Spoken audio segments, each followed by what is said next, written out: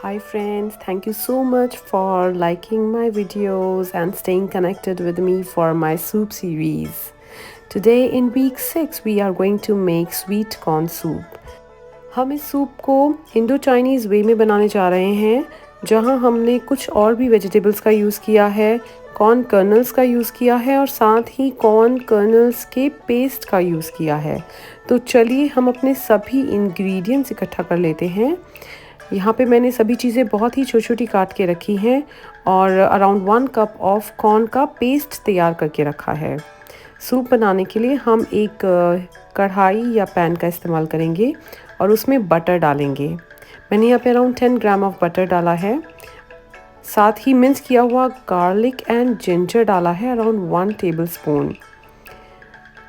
आप इसे थोड़ा सा हिलाते रहिए ताकि नीचे से गार्लिक या जिंजर जले ना, और जैसे ही इसका एक अरोमा आने लगता है, जैसे ही ये ब्राउनिश कलर का होने लगता है, आप इसमें स्प्रिंग ओनियन डाल दीजिए अराउंड 1 टेबलस्पून।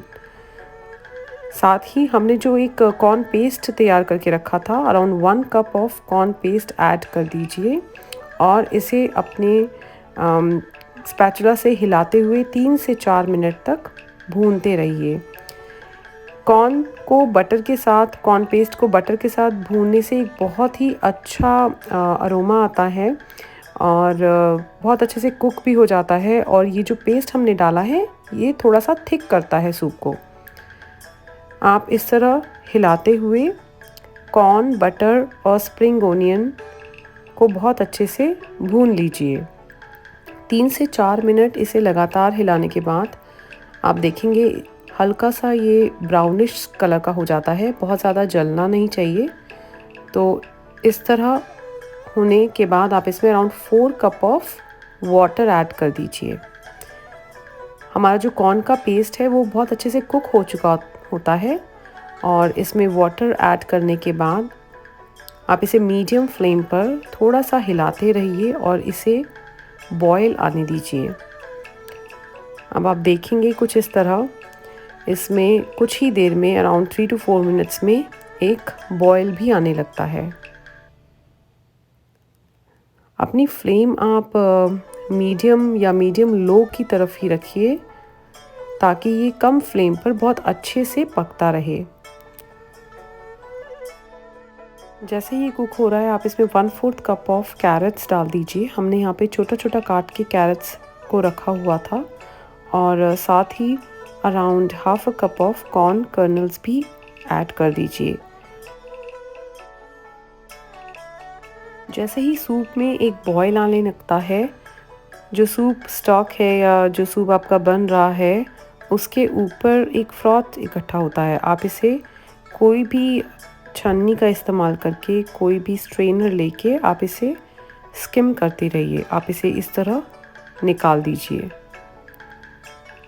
ये प्रोसेस बहुत ज़रूरी है क्योंकि जो ये अनवांटेड फ्रॉथ इकट्ठा हो जाता है ये स्वाद ख़राब कर देता है, तो आप इसे ज़रूर हटा लीजिए।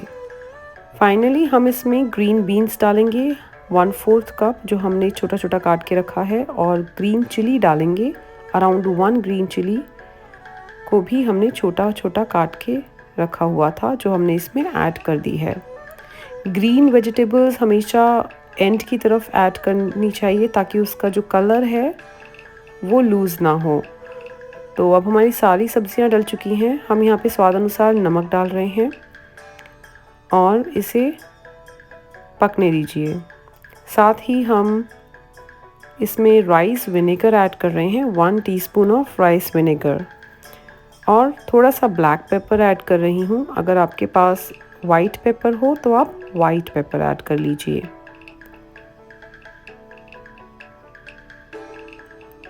सभी चीज़ें ऐड हो चुकी हैं और अब हम इसे थोड़ा सा हिलाते हुए इसे 5 to 6 मिनट्स कुक कर लेंगे। जब तक कि सभी सब्जियां बहुत अच्छे से कुक ना हो जाए, हमें इसे पकाना है, और बीच बीच में फ्रॉथ को हटाते रहना है। अगर कोई फ्रॉथ आ जाती है ऊपर तो आप उसे साथ ही हटा दीजिए। कॉर्न सूप में फाइबर की मात्रा बहुत ही हाई है और ये जो सूप है ये बहुत ही फाइबरस सूप बनके तैयार होता है। इसमें हम कॉर्न भी डालते हैं और कॉर्न का पेस्ट भी डालते हैं, तो ये काफ़ी अच्छा गाढ़ा, नेचुरली गाढ़ा सूप बनके तैयार होता है। कुछ और भी वेजीज़ डाली जाती हैं इसमें, जिससे कि इसकी न्यूट्रिशन वैल्यू और भी बढ़ जाती है। कुछ इस तरह हमारा सूप जो है वो रेडी हो रहा है और अब हम इसमें एक कॉर्न स्टार्च की स्लरी प्रिपेयर करके ऐड करने जा रहे हैं। Half a cup of water and around 1 tablespoon of corn starch को आप अच्छे से मिला लीजिए और इसकी एक स्लरी प्रिपेयर कर लीजिए और इसे आप अपने सूप में ऐड कर लीजिए। The cornstarch slurry gives a very perfect soupy texture to our sweet corn soup. And finally, we are going to squeeze half a lemon to give a nice punch to our Indo-Chinese soup, which is really good for any kind of Indo-Chinese dish. And we are going to garnish it with some spring onion greens. Finally, our soup is ready to serve. Enjoy this soup when it is hot. I think any kind of soup you are making, you should just enjoy it right away. You can serve the soup with noodles, fried rice, or just as an appetizer before your meal. I hope you like this recipe. If you like it, do share with your friends and family. Hit the like button, subscribe to my channel, and don't forget to hit the bell button for new recipe alerts. I'm going to come next week again with a new soup recipe, so stay connected. Thank you.